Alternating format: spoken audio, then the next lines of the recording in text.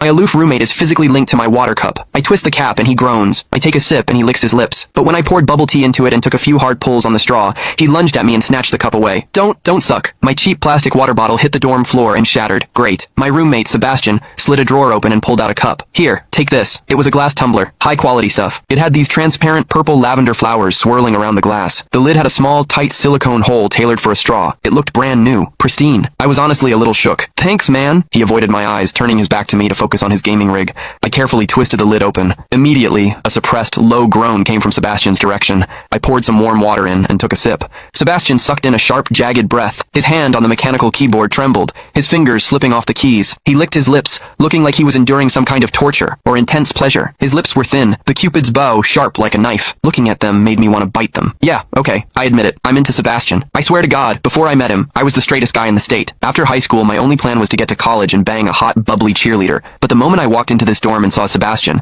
that plan went out the window. 4 years of college and he's the only one I want to mess around with. But I couldn't tell him. No way. I was terrified that if I spilled my guts, we wouldn't even be friends anymore. Because Sebastian is straight. Like, painfully straight. Only 2 weeks ago, he turned down a senior, a varsity swimmer, total stud, who asked him out. After that, Sebastian came back to the room and sat at his desk with a face like thunder for hours. The guy must be a raging homophobe. Maybe it was because the cup was a gift from my crush, but that warm water tasted sweeter than usual. It had a weirdly good aftertaste. I grabbed a straw from my desk and shoved it deep into the hole on the lid. The second I did, a strangled moan ripped out of Sebastian's throat. He bolted up and sprinted into the bathroom. Weird. We were just gaming. Why the hell did he suddenly need a shower? He didn't even grab a change of clothes or a towel. My hearing has always been too good for my own good. Through the thin bathroom door, I heard whimpery, muffled sounds. Soft, hot, suppressed. As a dude, I knew exactly what that sound was. He was jerking off. When I get horny, I usually wait until lights out and hide under the covers like a rat. But Sebastian, it's the middle of the damn day and he just goes for it? Talk about high testosterone. Sebastian is gorgeous. He's got that cold, don't touch me vibe, but his eyes are sharp, almost like a fox. He looks like a priest who's secretly a sinner, tempting as hell. I've heard people say his smile is killer,